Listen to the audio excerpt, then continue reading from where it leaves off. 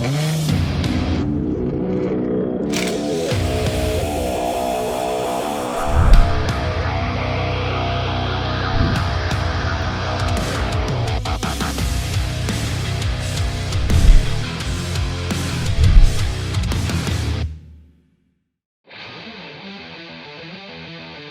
back for episode 6 of Revving Up, our Nissan 350Z project.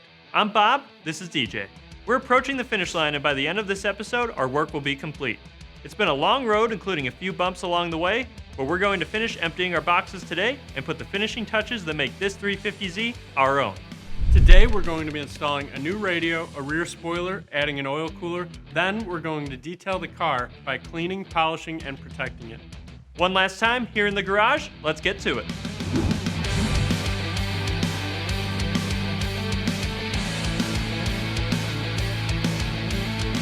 We mentioned in episode 1 that we'd have to replace the headlights. That's because there was too much oxidation on the outside of the old ones. The new ones are the same exact model as the old ones.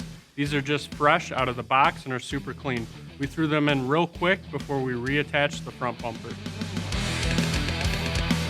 We use gloves on the headlight install because the headlights use HID bulbs, and if you touch them with your bare skin, they have the potential to blow out. We reused the HID ballast and the bulbs from the old headlights and put them in the new ones because they were still functional. It saved us money and only cost us the time it took to put them into the new headlights. Those HID bulbs can run up to $120 a piece.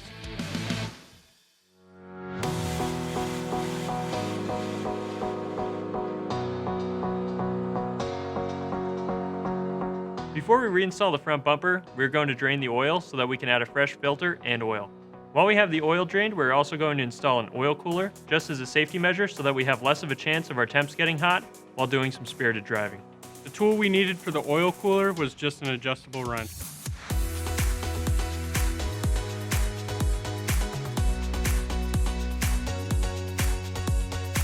This oil cooler kit was specifically made for this model car, so the hoses were already cut to the proper length for that location. They make oil coolers for all different sizes and applications, so there should be something to fit your needs regardless of what you drive. The zip ties we added to the oil cooler cables are going to hold just fine. It keeps them in line and secured to the front bumper bracket, that way they don't move around. We cut the splash shield underneath the front bumper because the front splitter now goes where the splash shield used to cover. Once we had the bumper back on there, we were able to reattach the rest of the shield where it used to sit. In the first episode, we washed the car when we started just to make sure it was in a good spot as we started the work. Now it's time to complete the process of making it shine before we roll it out for the first time.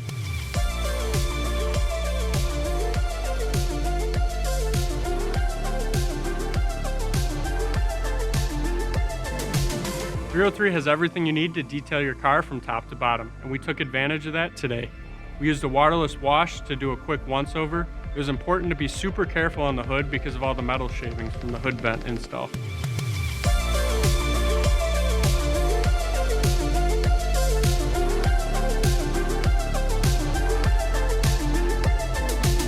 Once it was clean, we wanted to decontaminate the paint before we polished it. We used the 303 Clay Mitt with our speed detailer for extra lubrication. This removed any contaminants that may be present on the paint. Then we started to correct the paint using our 3-step process. We recommend starting with step 2, our polish, to see if it gets the job done, knocking out those scratches and swirl marks. You don't want to have to go down to the compound if you can avoid it to save time.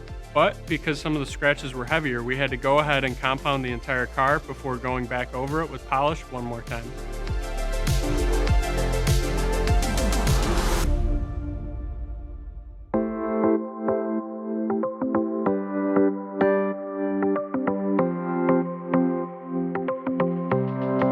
After it was corrected, it was time to protect all that hard work.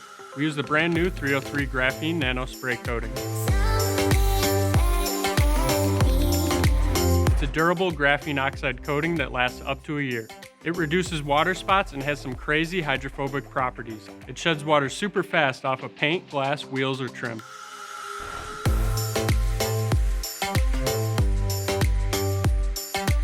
We also added some 303 protectant to the tires. The tires are new, so we wanted to add some UV protection to the outside of them. For this particular build, we don't want super shiny tires since it's going to be a daily driver. We also gave a quick once-over of the interior, cleaning the dash and seats with our line of leather products, interior cleaner, and protectant.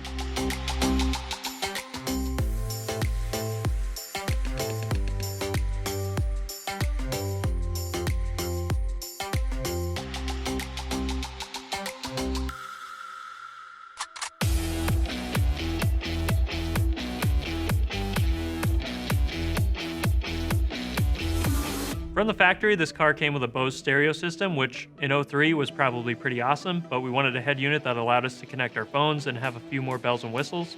We chose a new JVC head unit that is good enough for what we need. Whenever you're working with any of the electronics on your car, make sure you disconnect the battery. Every dash install kit goes on differently, so I really wanted to make sure I was doing it right before closing it back up. After I hooked up the radio, I got out, reconnected the battery, just to make sure that it worked.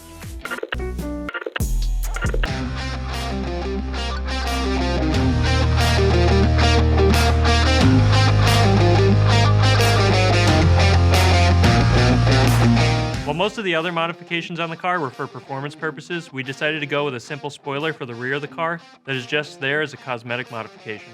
All we needed for the spoiler was some 3M double-sided tape.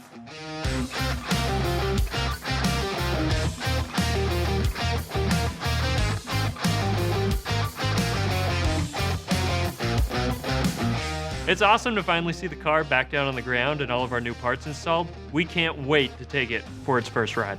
It's great to see the car back on the ground and all shined up. Next episode, we're going to be able to take it out and see it in its full glory on the road. That's it, our work is now complete. We can't be more excited to take this baby out on the road. We're going to get the alignment checked and then it'll be all dialed in. Next episode, we're going to be taking this to the track to see just how much increased performance we've added.